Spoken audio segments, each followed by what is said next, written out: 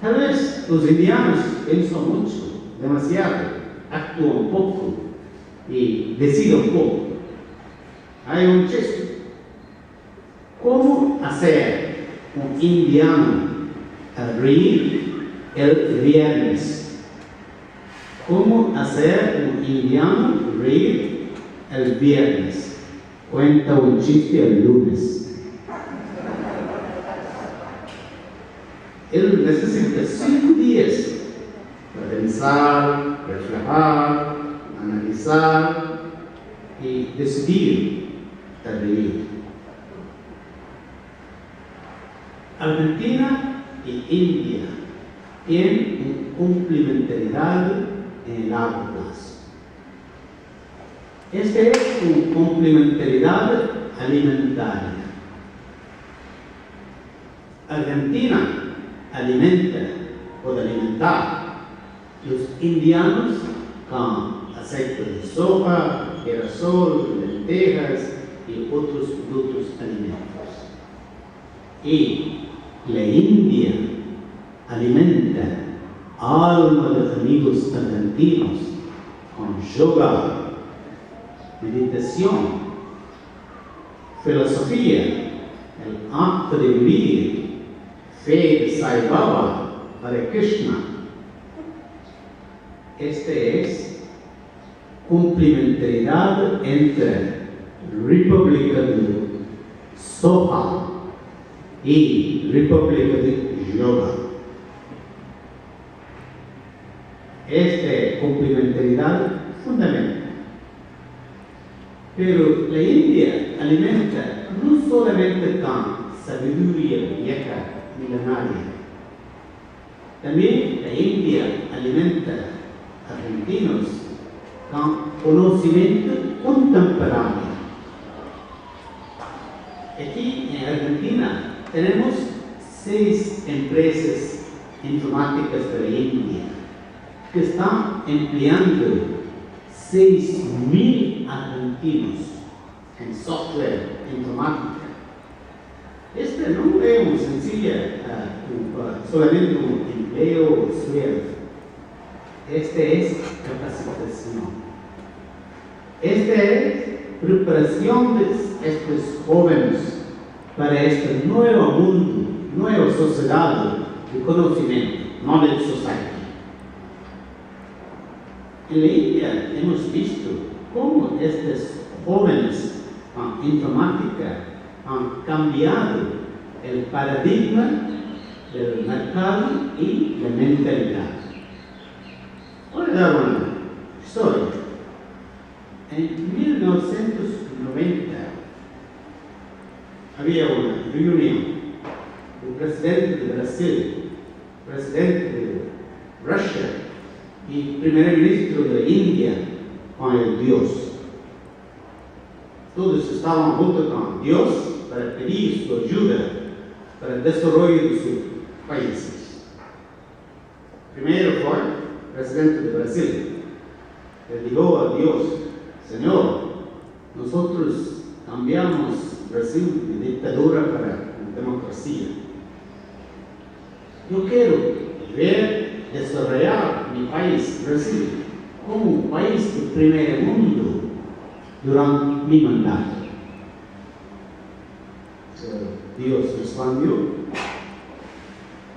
sí, Señor, yo entiendo, pero esto no es posible durante su mandato. Esto va a necesitar más de 30 años. Y el presidente Fernando Henrique Cardoso empezó a llorar. Después fue presidente de Rusia. Él dijo: Señor Dios, nosotros hacemos un cambio histórico del comunismo para la democracia. Yo quiero ver mi madre Rusia como igual a Estados Unidos durante mi mandato. El Dios dijo: esto no es posible durante su mandato. Esto va a necesitar cambio de una generación. Y el presidente de Rusia empezó a llorar. Después fue todo nuestro primer ministro, Manmohan Singh, Narasimha Rao. Pero antes de nuestro primer ministro abrió su boca, el Dios empezó a llorar. Dios dijo a nuestro primer ministro: yo sé lo que voy a pedir, pero esto no es posible durante mi mandato.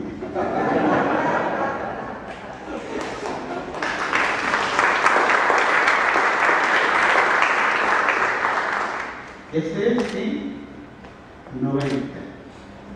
Ahora, después de la revolución informática, en 2012, un joven de TCS, Tata Consultancy Services, una empresa informática de India, manda en WhatsApp un mensaje a Dios: Dios, yo quería encontrar con vos. Dios consiguió una entrevista y dijo: joven, ya dije a su primer ministro, ¿cómo yo puedo ayudar? Vos. Este joven dijo a Dios: Señor Dios, yo no estoy aquí para pedir su ayuda. Estoy aquí para ofrecer mi ayuda para usted. ¿Por qué no terceriza su mandato? Mi empresa puede manejar su mandato en un tercio de cada costo y más eficiente. Este nuevo paradigma, esta nueva generación, esta nueva revolución informática de India. Now, let me talk about complementarity in facts and figures. Last year, the trade between India and Argentina was $1.8 billion. India exported $695 million, up from $573 million in 2012. This is the highest in India's exports to Argentina. Argentina exported $1.1 billion to India. But Argentina's exports have been in the range of $1 to $2 billion in the last 2 years. The principal export of Argentina to India was soya oil, almost $1 billion. Then $100 million of sunflower oil and 48,000 tons of lentejas, pulses.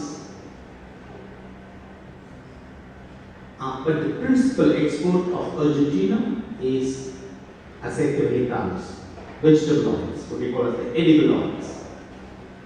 And I would like to guarantee to my friends here that there is fantastic potential for Argentina to continue and increase this export of vegetable oils and pulses to India in the long term, not only up to 2030, but for set reincarnaciones.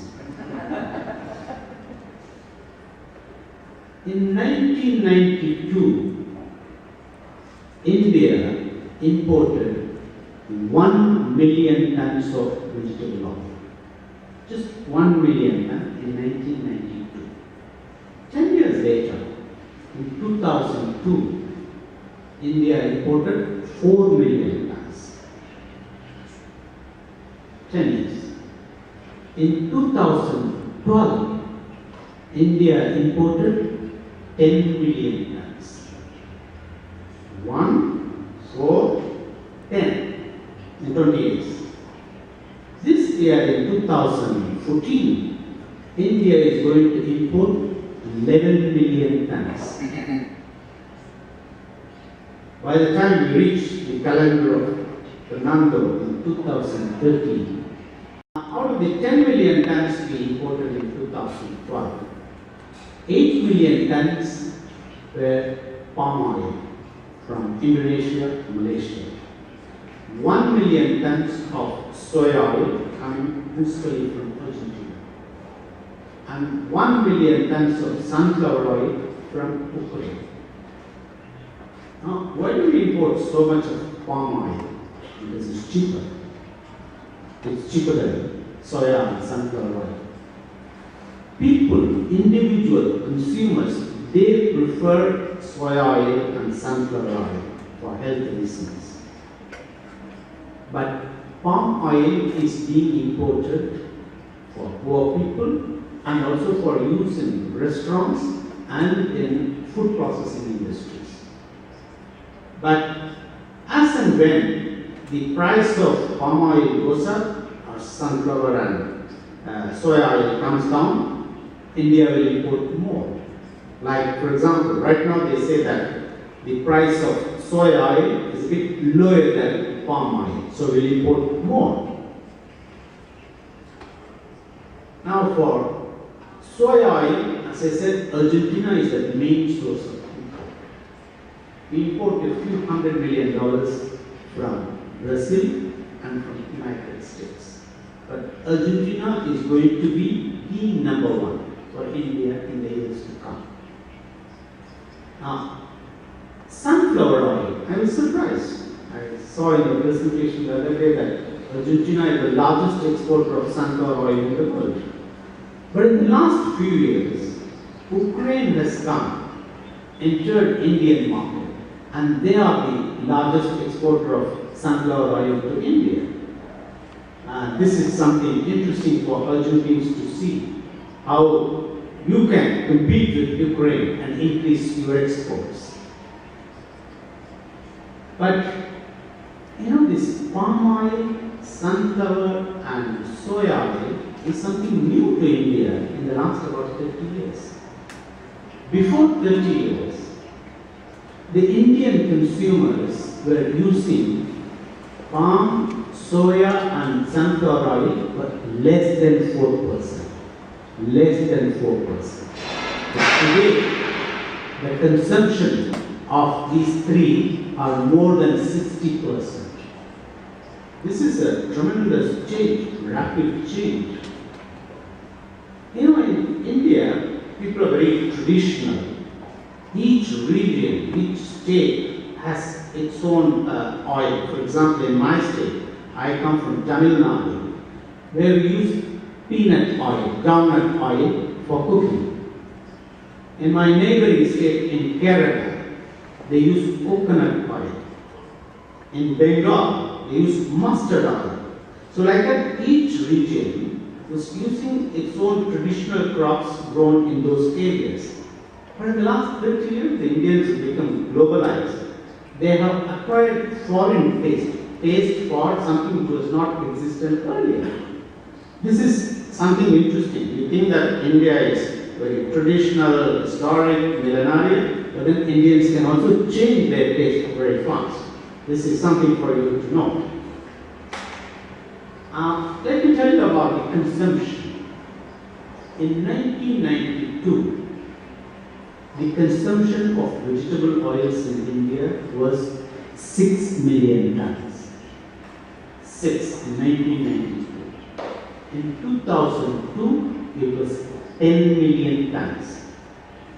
In 2012, it was 17 million tons. By 2030, it is going to be over 30 million tons. Now, the consumption is going to grow non-stop. Why? For obvious reasons.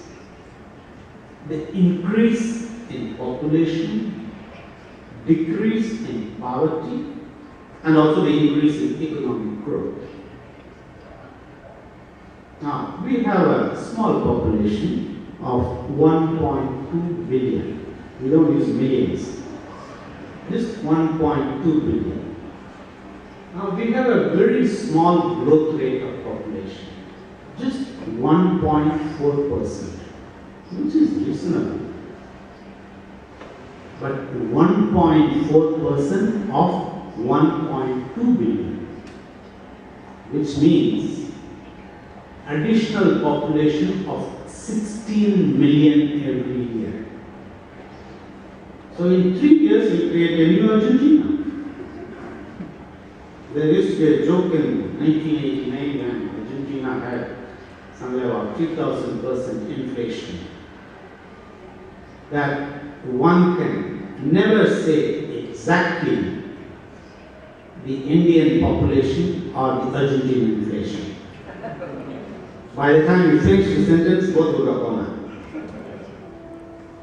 So now the 16 million additional population in India means addition of 1.3 million every month, 40,000 every day.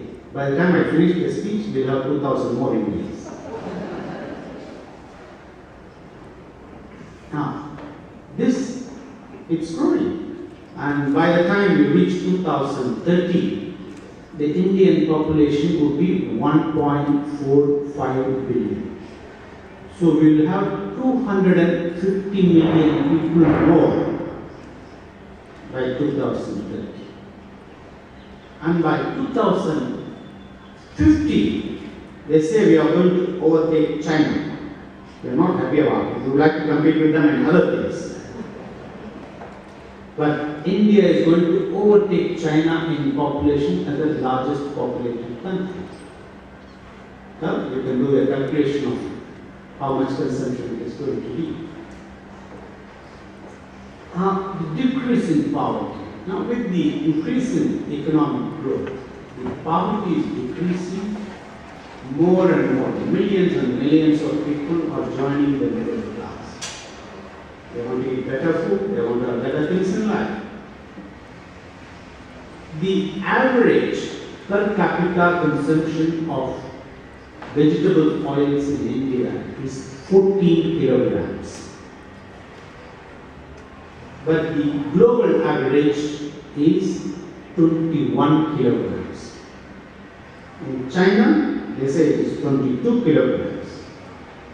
Now, according to our calculations, the per capita average consumption will increase from 14 kilograms now to 20 kilograms by 2020. So you can do your maths. 20 kilograms for 1.2 billion, 1.45 billion, 1.5 billion. It keeps increasing. And this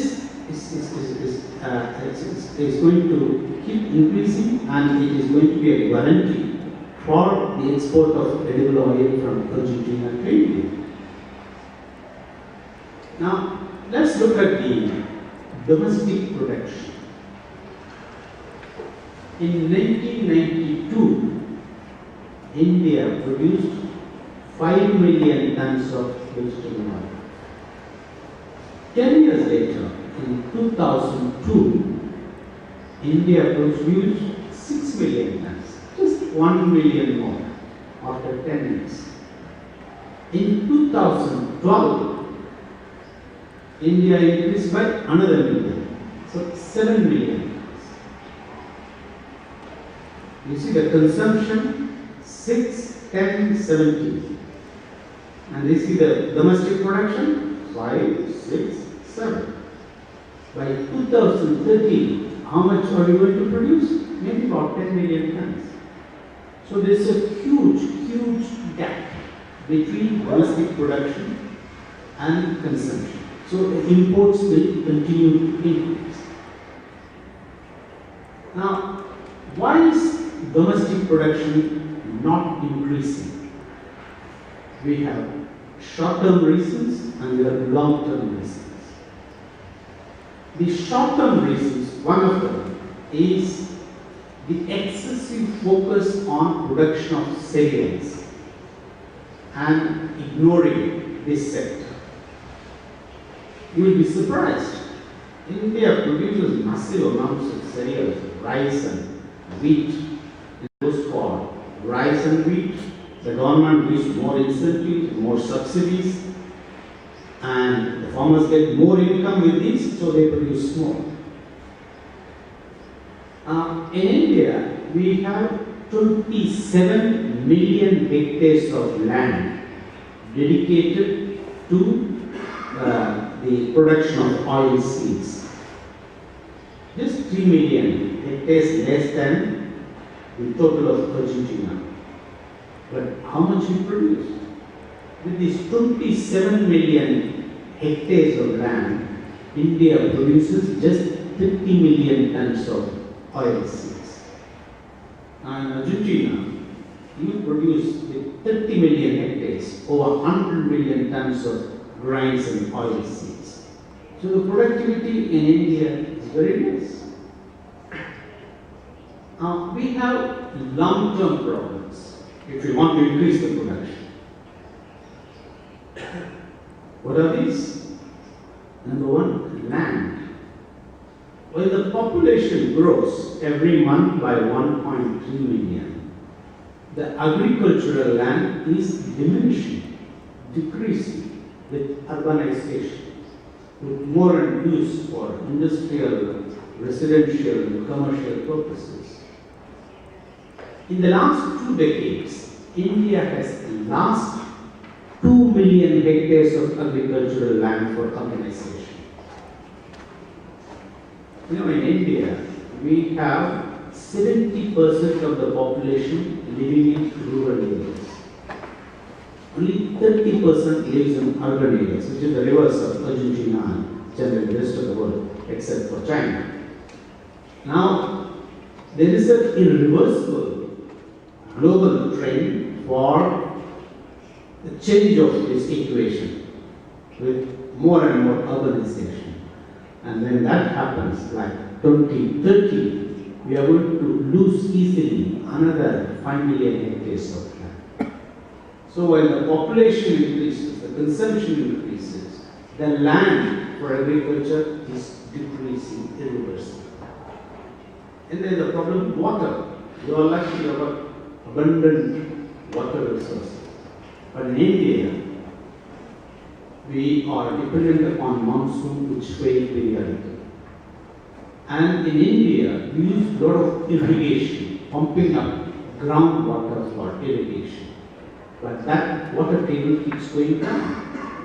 In the state of Punjab, which is the Pampa of India, the water table, they say, is going down by 30 centimeters every year. So we are facing a huge crisis of water. And then the other problem is the inability to increase productivity because of small holdings. While here in Argentina, you are blessed with a lot of land and farmers have thousands of hectares. In India, the average holding of agricultural land is just about a hectare. I come from a village. My brother, who does farming, is the third richest person in my village, out of 1,000 people. How much land he has? 4 hectares. The richest guy in my village, he has got 7 hectares. The second richest has 6, and my brother has got 4. Now, his capacity for innovation, investment is limited.